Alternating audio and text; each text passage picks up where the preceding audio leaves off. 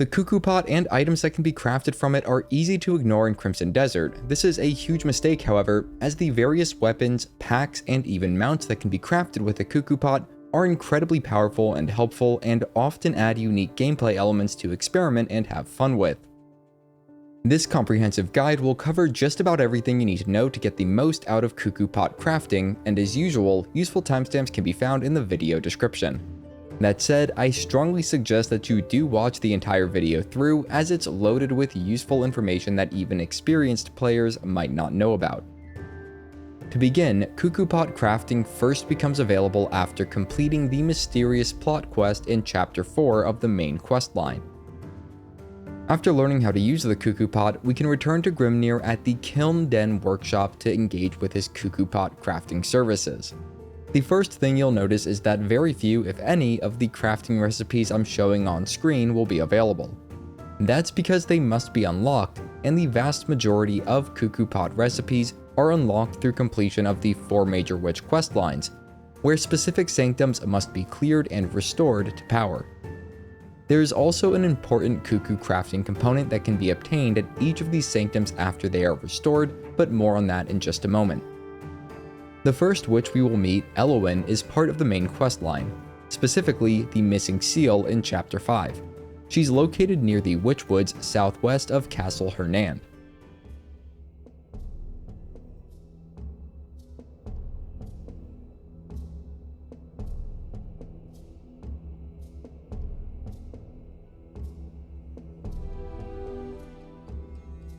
After meeting her, we can hear her request to start the Witch of Wisdom faction quest, which requires us to clear 4 Sanctums throughout Hernand. Each Sanctum we clear will get us new Kuku Pot crafting recipes. Before we cover how to start all Witch Questlines, the Sanctums related to them, and notable Kuku crafting recipes, let's do a brief and general walkthrough of how to cleanse each Sanctum and complete their final puzzle. The 2 major tasks at each Sanctum are to first defeat the enemies surrounding it so that it is liberated, then second to gather the 2 types of reactor core and plug them back into the reactor with Axiom Force and Force Palm. We can temporarily seal these cores in our Kuku Pot if it's necessary or even just convenient for getting them over to the reactor. You may need to solve a small puzzle, burn some brambles, break some pots, or light some torches to get the cores, depending on the specific Sanctum. Some Sanctums even have difficult boss guardians, which must be defeated to liberate and cleanse the Sanctum. Whatever the case, once a Sanctum has been restored, we'll then speak to the witch that it's associated with to complete the quest step and unlock 1 or more specific Kuku Pot crafting recipes depending on the Sanctum.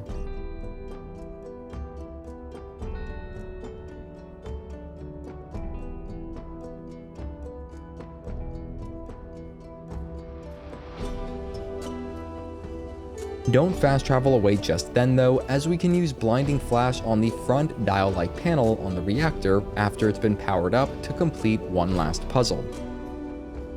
We need to pulse the focus light function on the central gem so that it lights up only when the square gems along the perimeter of the panel pass beneath the smaller circular gem at the top. Think of it like a rhythm game, Guitar Hero for Crimson Desert. Completing the puzzle will cause a core to be dispensed from the top of the reactor, named after the Sanctum where it's found. These Sanctum cores are essential materials for many of the best Kuku Pot crafting recipes. Each Sanctum has this same puzzle that can be completed after it's cleansed, but the core from each is unique, so we will want to be sure we collect all of them as we work our way through the Witch Questlines. With that all explained, now let's move on to all 4 witches, how to unlock them, the Sanctums associated with each, and the Sanctums where particularly important Kuku Pot crafting recipes are unlocked. We've already covered how to unlock Elowen, the Witch of Wisdom. Her 4 Sanctums are all located in Hernand territory. Far to the southwest is the Sanctum of Absolution, where the Kuku Spear and enhanced Kuku Pot recipes are unlocked. Just southeast of Howling Hills is the Sanctum of Temperance. East of there is the Sanctum of Penitence, where the Kuku Pack recipe is unlocked.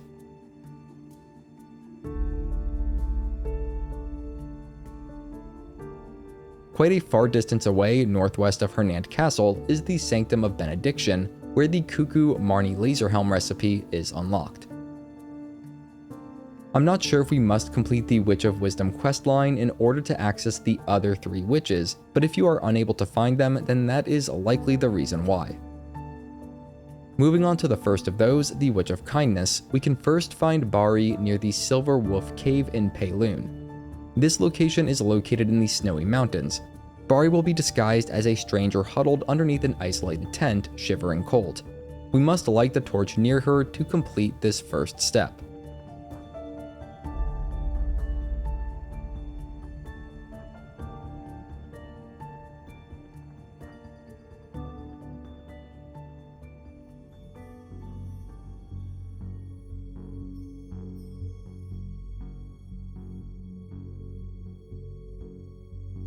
Once that's done, we can find the Witch of Kindness at her house in the center of Crimson Lake. We can hear her request there to start the Witch of Kindness questline.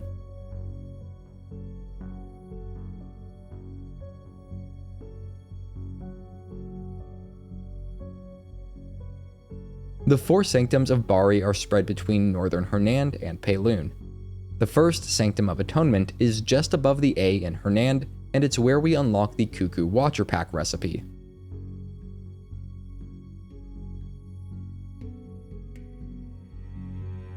Up to the northeast of there is the Sanctum of Deliverance, and that's where we'll unlock the Kuku Flame Resistant armor recipe. Going much farther north, to the east of the A in Peloon is the Sanctum of Solas, where we get the Kuku Bismuth Spear recipe. Finally, we'll find the Sanctum of Exaltation to the northwest of Peloon City.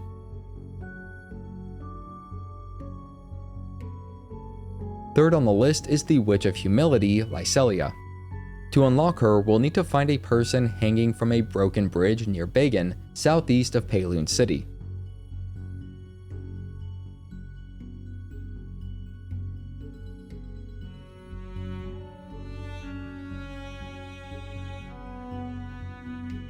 After helping the disguised witch up from the ledge, we'll be able to locate her in a hidden cave within the mountainous Serpent March.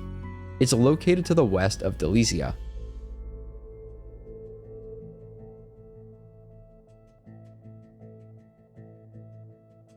Hearing Lyselia's request will start us on the Witch of Humility questline.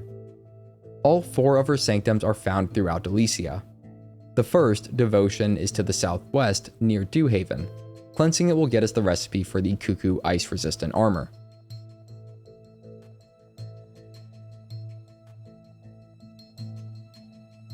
The next 3 sanctums are all clustered around the east side of Delesyia. Cleansing the Sanctum of Veneration will get us the recipes for both the Kuku Laser Spear and Kuku Gardening Pack.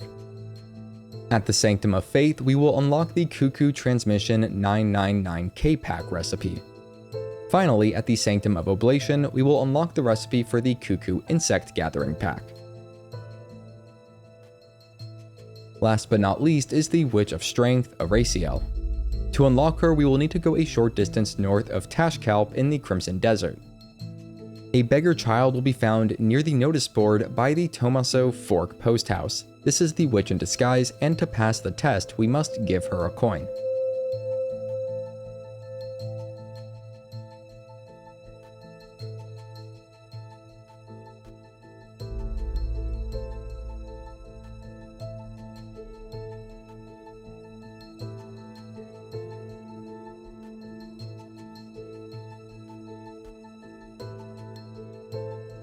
After that, we can find the Witch of Strength in a secluded shack west of Erdava.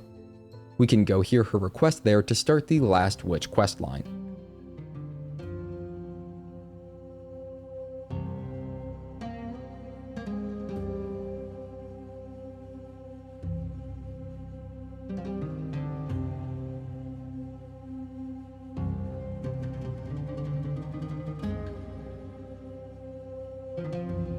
There are only 3 sanctums for the Witch of Strength, all scattered around the edges of Demonis.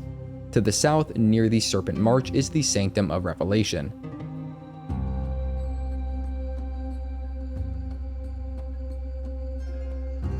Northeast of Demonis, in the jungle, is the Sanctum of Renunciation. Finally, up to the northwest of Demonis is the Sanctum of Expiation, where the recipe for the Kuku lightning resistant armor is unlocked. There is one final sanctum on the map, the Sanctum of Mortification, but this sanctum can only be cleared as part of the Chapter 9 main quest, Veiled Witch. After clearing all 15 sanctums associated with the Witch faction quests, we should have the vast majority of Kuku Pot Crafting recipes unlocked. There will still be a few recipes to discover, and they require getting near the end of the main quest line. Because of that, I'll save discussion of them until later in the video. The next part of this guide will cover how to craft the various Kuku items that we've unlocked in the order that we could practically go about crafting them. Basic Kuku pots are the foundation of all other items and just require iron and timber, which is very easy. Chop down some trees with a logging axe and mine some iron ore with a pickaxe. The first item that requires specific knowledge to craft is the Kuku pack, which requires a Kuku pot and Peddler's pack to craft. The most reliable way to obtain Peddler's pack that I know of is to go to the Toadsmith Tannery located south of Howling Hills. After equipping a mask, we can steal 2 Peddler's pack from the table, then run away to avoid a bounty or fine. These packs do respawn, though I'm not sure how long it takes for that to happen. Our best bet is to check back every few days for more, as we will require as many as 10 Kuku packs to craft all related items and still have the basic Kuku pack left over. The basic Kuku pack is an important item to have on its own, as after equipping it, we can use it to collect nearby Clockwork insects, but more on that a bit later. Next, let's discuss how to get some of the other common components in Kuku crafting, using the gardening and insect gathering packs as specific examples. These 2 packs also happen to be incredibly useful. We will start with various items that begin with Power Core. These cores are dropped by various Abyssal enemies, and I'll show the location of 3 up near the Trader's Expanse, though there are plenty of other remote locations where they can spawn. This specific type of Abyssal enemy can be reliably expected to spawn in trios. Each one will drop a different core when defeated. I've found the Power Core or of Recipicence to be the specific type that I needed the most of, so cross your fingers that you get at least one of those.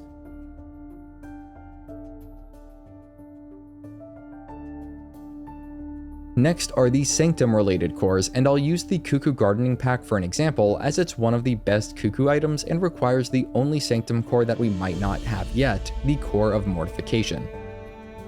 As you might have guessed, it's obtained by completing the reactor puzzle at the Sanctum of Mortification, which can only be cleansed as part of the Veiled Witch quest in Chapter 9 of the main quest line.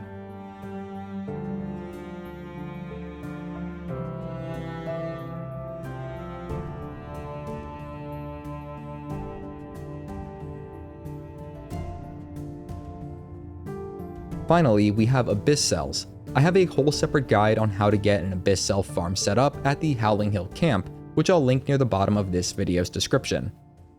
In short, once we've gotten our hands on a few Abyss Cells, we can use them to get Abyssal Seeds.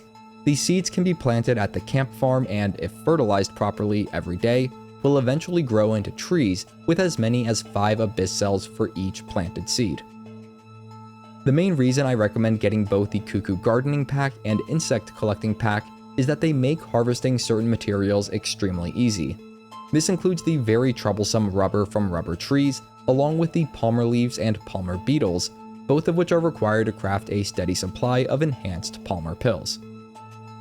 Before discussing the mechanical materials that are required to craft many Kuku items, we should cover how to craft the 3 element resistant armor sets, as they are simple to craft once we have the unique armor that each requires. The first 2 of these are easy to get. For the Frostcursed plate armor, we will head to the Mist Shard Cave southeast of Paloon City. We just need to perform a stab near the waterfall to enter the hidden cave, force palm our way through a chunk of rock, then open the gold treasure chest to claim the Frostcursed plate armor.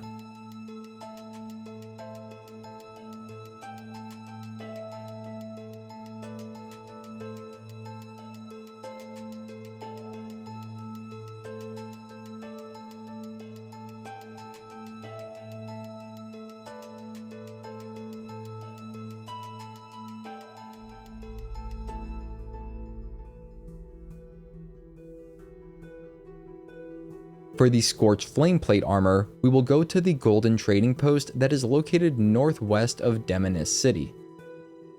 There's a revolving wooden door that we can crouch through to reach a hidden treasure chest containing the armor. The final chest armor we need, the lightning bolt plate armor, requires a whole lot more effort to get. After reclaiming Payloon as part of the Chapter 7 main quest, Homecoming, we'll need to complete multiple Payloon faction questlines, including those of the Payloon Militia, Skoghorn Tribe, and Longleaf Tribe. We'll then unlock the questline for the Star Clan, and going along that will lead us to the northeast region of Payloon, where we need to activate an ancient device in Scorched Mountain. I'll give a brief summary of how to complete this specific quest, as it's not well explained in-game. There are a total of 5 lightning rods arranged in a triangle shape around a central platform, as indicated on the shown map. Some of these rods are already active and emitting lightning. One needs to have its hand wheel moved until it sparks and then have its button pressed to turn back on.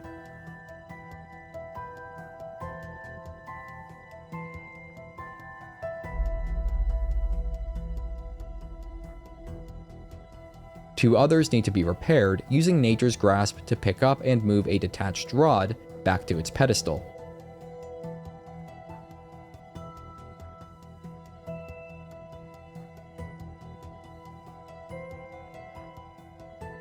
Then, once all lightning rods are active, we need to turn them so that they direct the lightning in a triangle shape around the central platform, where the lightning jumps from one lightning rod to the next, going clockwise around that central platform.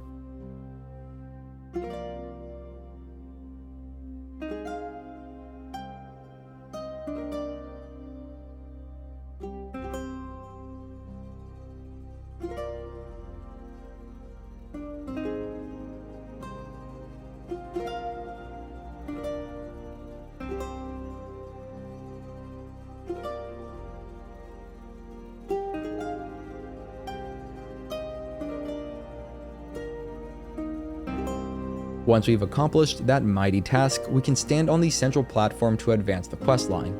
We'll be transported to a remote location where we must then defeat the boss known as Titan, and you can pause now if you want to fight it spoiler-free.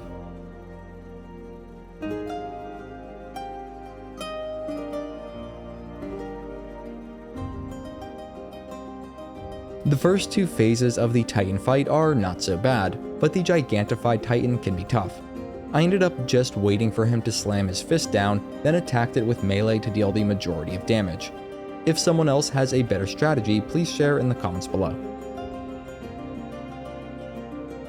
Defeating Titan will get us the Reckoning Spear and Lightning Bolt plate armor. Now let's get into the mechanical materials that are required to craft many Kuku items, such as the Kuku Watcher Pack, Rocket Pack, and Spear. The most direct way to obtain mechanical parts is by defeating mech enemies at various locations throughout Delesyia, which will inevitably happen during the Chapter 10 and 11 main quests.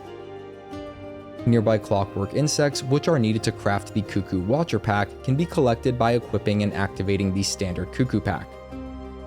Gears, small batteries, and lubricant can be picked up from the ground. All of these materials don't take up inventory space, and they instead have their own counters that appear transiently at the top right of the screen. Next, electrical components are dropped by larger mechs, hum with blue electricity, and must be sealed into a Kuku Pot using Axiom Force. We should take advantage of the opportunity to gather up as many mechanical materials when liberating the various locations around Delesyia, as after they are all cleared of enemies, the only reliable way to get these materials will be through specific dispatch missions, which we'll talk more about in a bit. For now, let's cover more Kuku recipes that require specific materials and where to get them. The Kuku Watcher Pack requires an Abyssal number 0. These can be found at the center of rocky formations that require a focused force palm to break. Such formations often block the entrance to hidden caves or passages and can be found near Bismuth ore. The one that I'm demonstrating with is found near Wyvern's Cradle in southwest Delesyia. The enlarged Abyss cells can be bound by Axiom Force and sealed into a Kuku Pot for later use. The next item we should cover is probably one of the strongest weapons in the game, the Kuku Bismuth Spear. Besides the core materials already covered, we'll need a standard bismuth spear to craft it. For that, let's head to the Well of Enlightenment located far west of A.T.A.G. Just southwest of the Abyss Nexus there, a boss should emerge from the ground and we'll need to defeat it. To defeat the Queen Bismuth Oreback Crab, we need to jump on its back and use a strong attack such as the Turning Slash to break away growths of bismuth that cover up the weak spots. We then need to climb on the crab's back and pierce those exposed weak spots to deal massive damage. Going through this process a few times will eventually bring the Queen Crab down for good and liberate the Well of Enlightenment.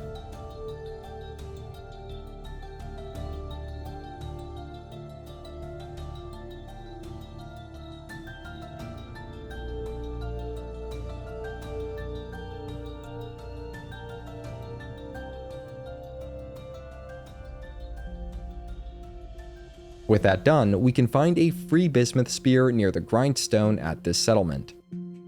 If you've already claimed and either broken or lost this bismuth spear, you can always dispatch a mission from the Grey Main camp to craft another at this location.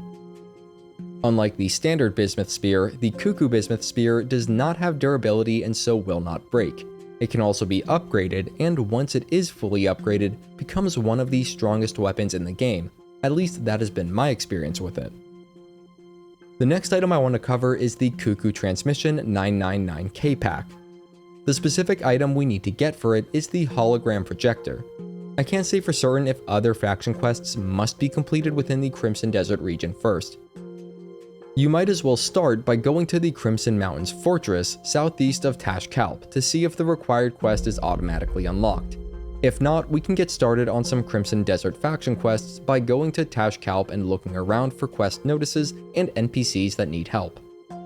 Whatever the case may be, we'll need to liberate the Crimson Mountains Fortress to the southeast of A.T.A.G as part of the Where Greed Takes Root faction quest, which is found under the Lords of Unclaimed Lands faction. Within the fortress, Merrick, the Knight of Fortune, will need to be defeated. Along with other rewards, he drops the Hologram Projector. Now, I'll be honest, the Transmission 999K pack does not seem all that useful, and it's mainly because it has a really long cooldown. Nevertheless, it seemed worth covering here. Moving on, crafting the Kuku Marni Laser Helm will require the base Marni Laser Helm. This can be obtained from a specific spot within Marni's Mysterium, located near the southeast edge of Delesyia. I tried grabbing it while the location was blockaded and was unable to. It was only after clearing the location as part of the Chapter 10 main quest that I could finally grab the Laser Helm. The Kuku Marni Laser Helm probably takes my top spot for the item that looks and sounds the coolest while also being pitifully disappointing. It just seems super weak, but maybe I'm not using it correctly to get the most out of it. The next Kuku items I want to cover are those that require components most reliably and sometimes exclusively obtained through dispatch missions. These missions often require specific locations to be liberated and for specific research tasks to be completed. The most important research institutes for these are located in Delesyia and require completion of the main quest line up to either Chapter 10 or Chapter 11 to access. Such items include most of the Kuku Spitter packs, the Kuku Enhanced Disruptor, and various Kuku spears like the Propeller, Laser Cannon, and Disruptor Spear. There are also plenty of A.T.A.G upgrades that can be obtained through research and dispatch missions, and I'll include most of those since they are also intertwined with the Kuku Crafting system. If this is all confusing and you are still in the earlier chapters of the main quest line, I recommend coming back here after reaching and completing at least through the end of Chapter 10, if you want to avoid some major spoilers. Before covering all the important research institutes, a quick note about how they work.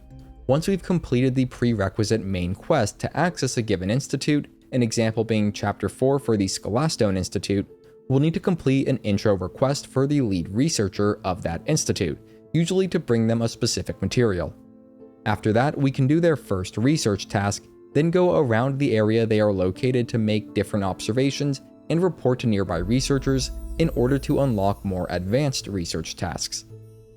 On top of all that, specific research tasks will halt about halfway through, and we will need to complete an associated quest before it continues progressing all the way to completion. With that covered, the first research institute with a relevant task is at Scholastone. The Abyss Energy applicable device research will allow us to send mission dispatches to craft the Mark II and Mark III A.T.A.G thruster packs. Completing this task also unlocks a core mobility upgrade for Damien, though I haven't had a chance to test it out myself. The next research institute we should discuss is at Erdava, which can be accessed after completing the specific main quest in Chapter 9 that leads to Erdava. One of the research tasks here will unlock a mission dispatch to craft the propeller spear.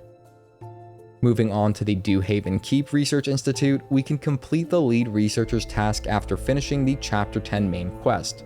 The electric tool design research task will unlock various dispatch missions, the main ones for our use being to craft the lightning spear and electromagnetic bolt spitter. There's also a research task here that allows dispatch missions to craft mecha workers, which is absolutely essential for expanding the amount of comrades to complete mission dispatches. Once we've completed the main quest that involves liberation of the Gorthak territory, we can find the lead researcher to the west of the Gorthak Ironworks within Zargan Tank Works. Through specific research tasks, we can unlock mission dispatches to craft the Flame Spear and Flame Spitter. There's also a research task that unlocks mission dispatches to craft several A.T.A.G arm attachments, and in addition, it allows Oongka to unlock the vertical flight ability in his skills, assuming we already made the Kuku rocket pack for him, but more on that later. The final institute that is unlocked in the game is the Delesyia Institute, which is accessible after completing Chapter 11 in the main questline. There are a few different important research tasks here. One unlocks the ability to send a mission dispatch for crafting the Disruptor, another for the Laser Cannon Spear, and one for the Disruptor Spear and Frost Spitter. Now, this list isn't exhaustive, and overall, I recommend completing all research tasks as soon as time and money allow.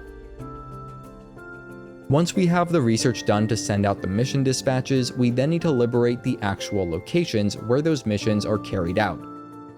The Kuku Pot related ones are basically all in Delesyia, and many can be liberated by just going there and defeating enough enemies along with the area boss, especially after completing up through the end of Chapter 11 in the main questline.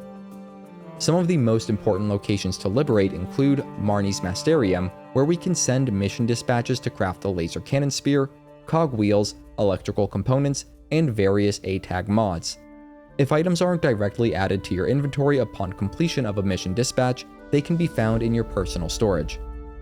Next is the Gorthak Logging Camp, where we can send a mission dispatch to produce Clockwork insects.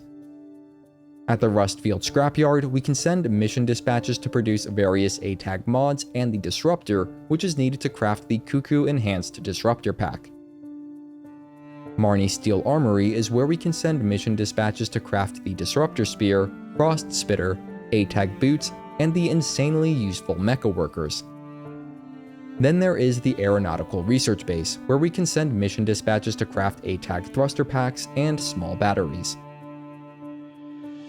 The last two categories of Kuku crafting I want to discuss are those relating to the A.T.A.G and Oongka's rocket pack.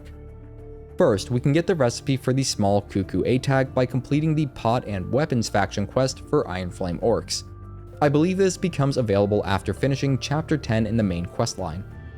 Assuming we have the other required components, we can then use the small Kuku A.T.A.G to craft the standard A.T.A.G, high mobility A.T.A.G, and once we have the recipe for it, the Abyssal Fusion. If you don't have that recipe yet, just look out for one final Witch faction quest after completing Chapter 11 in the main questline, then follow it to get some Kuku armor for one of your new mounts. I haven't yet crafted the high mobility A.T.A.G, so I'm not sure which A.T.A.G mods, if any, it can make use of. I can say that the standard A.T.A.G will make use of pretty much any modifications that are obtained through research and dispatch missions. Once it's been crafted, the A.T.A.G can be summoned just like any other mount. It does have a limited use time and long cooldown, however, and cannot be used in cities. Check your map while inside the A.T.A.G to see off-limit areas. Also, to equip modifications, we can scroll over to the A.T.A.G inventory while riding inside it. We can then switch to whichever mods we want to use. I think out of all the modifications I spent time and resources on, the only one that seemed to make any beneficial difference was the upgraded thruster pack. Finally, before moving on to Oongka's rocket pack, I want to mention that if we do go into a city while riding the A.T.A.G, we will be automatically ejected from it. To get it back, we'll need to move far enough away from both the A.T.A.G and the city, then resummon it to our new location. The last thing I want to cover is the Kuku rocket pack. That's because we can't unlock it until after completing chapter 7 or 8 in the main questline, and possibly not even until fully restoring the city of Payloon through dispatch missions. At that point, at least in the game's current form, Oongka cannot be unlocked as a playable character until after completing the entire main questline, up through the end of chapter 12. Putting that aside, we will eventually get the faction quest for the Payloon militia called the Giant's Leap. If you think the quest should be available and it's not, try looking around for Grimnir's assistant in Payloon City. Completing this short quest will involve unlocking the recipe for the Kuku rocket pack and then crafting it. Assuming we have Oongka unlocked, we can then switch over to him and equip the rocket pack. And if we've completed the required research task at Zargan Tank Works, we will also have unlocked, or at least have the ability to unlock, the vertical flight skill for Oongka. This gives Oongka the greatest capability for easy and quick air travel out of all 3 playable characters. So long as you have a steady supply of Delesyia wine, there is no limit on how far and high Oongka can fly. If you have any questions on what was covered in this guide, or perhaps something I didn't cover that you want to know more about, you can reach out to me in the comments where I will do my best to help. If you want to see more great content, you can head over to my channel, and if you're new, consider subscribing. You're helping me feed my cat. Her name's Marshmallow. Have a great day. If you're here today, have a great Thursday, and as always, thanks for watching.